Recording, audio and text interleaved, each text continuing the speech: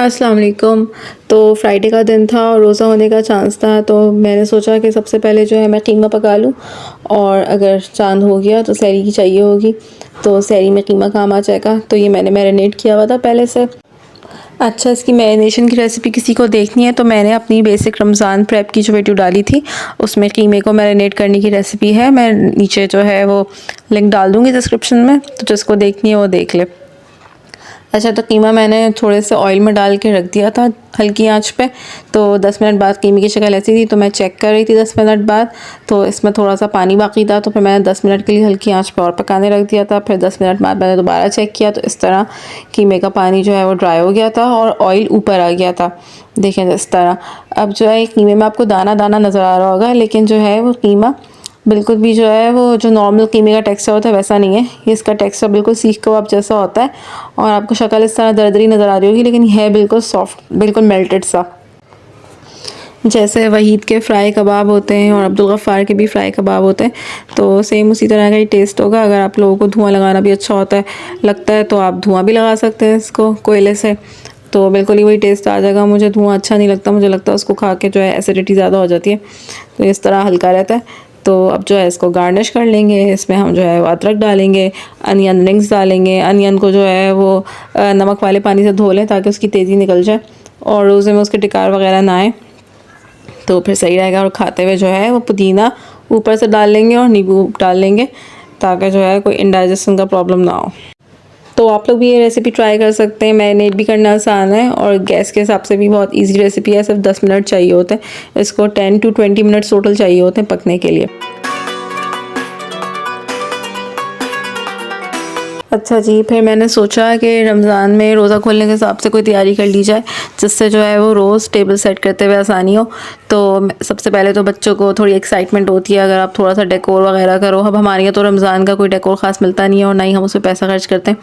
अगर मिलता भी है तो हम जो है वो टेबल कवर चेंज कर लेते हैं, तो बच्चे उसी में ही खुश हो जाएंगे।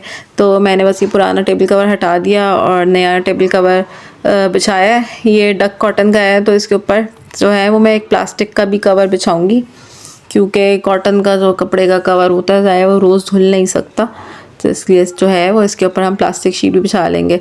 अच्छा, बच्चे भी एक्साइटेड हैं, वो भी हेल्प करने की कोशिश कर रहे हैं और वो मुझसे पूछ रहे थे मम्मा आप कैसे सेट करेंगी, क्या आइडिया है।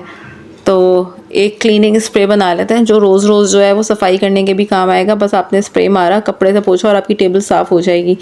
तो क्योंकि कराची में जो है वो पानी का भी बहुत प्रॉब्लम हो रहा है आजकल, तो इसके लिए जो है वो मैंने डिश वॉश लिक्विड लिया है। अच्छा, 1 पार्ट जो है डिश वॉश लिक्विड लेना है। जैसे मिसाल के तौर पे आपने 1 table spoon dish wash liquid ले लिया और 2 टेबल स्पून जो है आपने विनेगर ले लिया। देखिए, अब ये विनेगर और जो डिश वॉश लिक्विड है इसको मिला के टोटल जितनी क्वांटिटी बनी है ना, इसका डबल हम पानी डाल देंगे, तो नॉर्मल पानी। तो जो बस ये जो है हमारा मल्टीपर्पज़ क्लीनर तैयार है। इससे आप काउंटर साफ़ कर सकते हैं, अपनी बॉटल्स भी साफ़ कर सकते हैं, चिकने हाथ लगते हैं और जो है वो टेबल तो साफ़ कर ही सकते हैं। विनेगर डालने का फ़ायदा ये है कि जब आप स्प्रे करेंगी ना, तो आप बस जो है वो एक दफ़ा उस पर टॉवल मारें और टेबल साफ़ होगी। आपको जो है वो साबुन की सी चिकनाई महसूस नहीं होगी। विनेगर डालने से वो बिल्कुल आपकी जो टेबल पे ऑलरेडी चिकनाई गिर चुकी है वो भी साफ़ हो जाएगी, और जो साबुन की अपनी एक चिकनाई होती है ना जिसकी वजह से हमें बार बार पोंछना पड़ता है, वो नहीं पोंछना पड़ेगा। सिर्फ एक दफ़ा आपने स्प्रे मारा और है ना गीला या सूखा कपड़ा मारा, और सूखा कपड़ा मारने तो ज़्यादा आसान है, तो साफ़ हो जाएगा। अच्छा, कराची में जो है वो गैस की बहुत ज़्यादा परेशानी है, तो मैंने सोचा था कि रोज़ रोज़ तो फ्राइंग वगैरह का होगा नहीं, तो ज़्यादातर हम दही बड़े और चाट छोले ही खाएंगे जो कम से कम गैस में रेडी हो जाते हैं। तो मैं जो है ना वो चाट के ऊपर डालने वाला सारा सामान जो है वो रेडी कर लेती हूँ और उसके लिए मैं जो है वो ना टेबल प्रिपेयर कर लेती हूँ। तो मैंने ये वही जार्स लिए जो मैंने अपनी एक पुरानी रेसिपी वीडियो में भी यूज़ किए थे, तो बस ये धुले हुए तो रखे हुए थे, बस थोड़े डस्टी लग रहे थे, तो मैंने कहा चलो इसको भी चमका लूँ उसी स्प्रे से, और देखें बिल्कुल जो है ना साफ़ और चमक जाएंगे। तो डेली जो चीज़ें यूज़ होनी है अगर वो आप टेबल पे पहले से मौजूद रखें, जैसे पापड़ियाँ हैं और भुनकियाँ हैं और जितनी भी वैरायटी ऑफ पापड़ी वगैरह आप यूज़ करते हैं चाट के लिए, या जो भी चीज़ आप डेली यूज़ करते हैं अगर आप वो पहले से ही टेबल पे रखें, तो आपको जो है वो अफ्तारी के टाइम टेबल सेट करते हुए ज़्यादा प्रॉब्लम नहीं होगी और जल्दी से टेबल सेट हो जाएगी। तो आप जो है वो टेबल पे पहले से रख लें और आपकी टेबल का आपका आधा से ज़्यादा काम तो हुआ होगा, क्योंकि जो है वो आइटम सारे जमा करने में भी टेबल में बहुत टाइम लग जाता है। तो बस जो है ये साफ़ हो गई थी, अब मैं इस पर सामान भर दूँगी। ये सारा सामान जो है वो मेरी सास ने मुझे भेजा था, और ये क्रीसन निम्को का सामान है, और इसमें जो है ना वो ज़रा सा भी आपको खाते हुए ऑयल महसूस नहीं होता और बिल्कुल भी तबीयत पे भारी नहीं लगता। तो अगर आप लोगों को भी ये सारा सामान चाहिए, ये मसाले वाली पापड़ी है, ये छोटी भुनकियाँ हैं, तो आप लोग भी हैदराबाद में जो है ना क्रीसन निम्को उससे ले लें। अच्छा, मैं खजूरें भी भर के रख दूँगी, वैसे ही वॉश नहीं हुई, वॉश करते तो फिर सड़ जाती हैं, फ्रिज में ही रखेंगे तो, लेकिन वॉश नहीं की, बस मैंने भर के रख दी हैं। तो जो है ताकि खजूरें भी बस डेली यहीं से निकालें, वॉश करें, बाउल में रखें और जो है हमारा काम हो जाए। अच्छा, तो बस ट्रे मैंने उसी स्प्रे से साफ़ करके सारी चीज़ें इसी में सेट कर लूँगी, ताकि जब टेबल साफ़ करनी हो तो इंडिविजुअल जो है वो एक एक चीज़ हटानी ना पड़े, बस आपने ट्रे साइड में की और जो है वो टेबल वहाँ से साफ़ हो जाएगी। अब यहाँ जो है मैंने खजूरों के साथ जो है वो एक छोटा बाउल भी उल्टा करके रख दिया कि 4, 5, 6 जितनी भी आपने खजूरें लेनी है आपने इसी बाउल में डाली, वॉश करी और टेबल पे है ना सेट कर दी। और जो है वो मैं हर रमज़ानों में जो है वो ग्लासों का सेट वगैरह नया लेती हूँ, क्योंकि मेरे बच्चे इतने अच्छे हैं, वो तोड़ देते हैं और रमज़ान तक जो है हमारे पास ग्लास ही नहीं बचते। ट्रे में ग्लास रखने का ये फ़ायदा होगा कि एक तो आपको बार बार कैबिनेट से निकालने नहीं पड़ेंगे, और अफ्तार के बाद आप टेबल समेटेंगे तो आपने फटाफट ग्लास धोए और वापस टेबल पर सेट कर दिए, आपको सुखाने के बाद वापस कैबिनेट में नहीं रखने। अच्छा, जो है मैंने यहाँ पे एक पानी की बोतल भर के रख ली, और जो है जिसमें मैं जूस बनाऊँगी एक वो खाली बोतल रख ली और जूस भी यहीं रख लिया। और जो है जो डेली 6-7 प्लेटें यूज़ होती हैं और 5-6 चमचे यूज़ होंगे, वो मैंने चमचे भी यहीं रख लिए। और जो है इसी तरह मैं प्लेट्स वगैरह धो के वापस यहीं रख दिया करूँगी और चमचे भी धो के यहीं रख दिया करूँगी। तो जो है वो जूस भी हाथ के हाथ यहीं बन जाएगा और मुझे रोज़ बर्तन निकालने की टेंशन नहीं है। अच्छा, ये मैंने चटनियाँ बनाई थी और इसकी भी रेसिपी वही बेसिक रमज़ान प्रेप में है, लिंक में डाल दूँगी, आप लोग देख लीजिएगा। तो ये मैंने बॉटल साफ़ की उसी स्प्रे से। अच्छा, जब रोज़ आपकी जो है वो चिकने वगैरह हाथ लगेंगे ना बॉटल से, तो इस वक्त आप टेबल साफ़ कर रहे हो तो उसी वक्त जो है वो आप स्प्रे मार के अपनी सारी बॉटल्स वगैरह भी साफ़ कर दीजिएगा, तो वो डेली चमकती ही रहेंगी।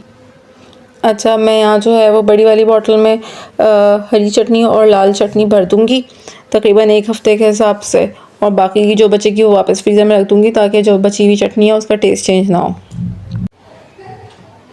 अच्छा, ये एक इमली की चटनी है और दूसरी जो है ये आलू बुखारे की चटनी है, और ये मैंने फ्रिज में भी सब साथ रख दिए ताकि जो है वो फ्रिज में अगर हम सामने वाले शेल्फ रखेंगे तो ढूंढनी पड़ेंगी, अगर हम डोर में रखेंगे तो रोज़ हमें चटनियाँ भी सारी एक जगह से मिल जाएंगी।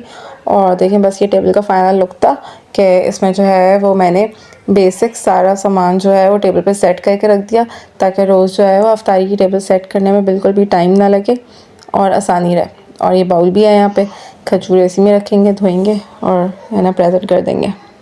अच्छा, अगर आप लोगों को लग रहा होगा कि टेबल मैंने बहुत भर दी है और यहाँ तो सिर्फ प्लेट्स ही आ जाएंगी और जो हमारा सर्विंग का सामान होगा वो हम कहाँ रखेंगे, उसकी तो जगह ही नहीं बची, तो मैं आपको एक्सप्लेन करती हूँ कि उसकी जगह किस तरह बनेगी।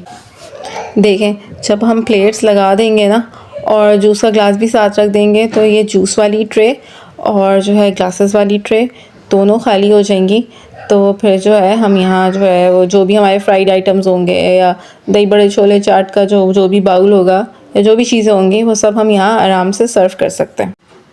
इस तरीके से जो है वो अफ्तार के बाद टेबल भी समेटना बहुत आसान होगा। अफ्तार के बाद जो है मेरा तो बहुत बीपी और शुगर दोनों लो हो जाता है, तो बहुत हिम्मत ख़त्म हो रही होती है, लेकिन इस तरह से जो है वो आसान हो जाएगा। आपने वही ट्रे लाए, जो है वो ग्लास उठाए, धोने वाली जगह पे रखे, आपने खुद धोए, मासी ने धोए और धुल गए, आपने वही ट्रे वापस जाके उस पर रख दिए टेबल पे, और अगले दिन के लिए आपकी फिर से जो है वो टेबल सेट है। और इसी तरह आपने जो है वो झूठी प्लेटें उसी ट्रे में जमा की, जब वो झुल जाएँ तो वही ट्रे आपने लगा के वापस रख देनी है। आपकी अगले दिन के लिए या सहरी के लिए भी टेबल दोबारा से सेट है। आपने बार बार टेबल सेट करने का जो है ना आपको प्रॉब्लम नहीं होगा। अगर आपको जो है मेरी वीडियो यूज़फुल और हेल्पफुल लगी है तो जो है मेरे चैनल को सब्सक्राइब कर दें और मेरी वीडियो को लाइक और शेयर कर दें। अब अगली जो मेरी आ रही है तो वो एक और जो है रेसिपी वाली वीडियो आ रही है जिसमें आपका रमज़ान में जो है ना खाना पकाने का टाइम आधे से भी कम रह जाएगा। और एक आ रहा है दावत व्लॉग कि आपने 1 से 1.5 घंटे में दावत की तैयारी करनी है। तो जो है अब मिलते हैं अगली वीडियो में। अल्लाह हाफ़िज़।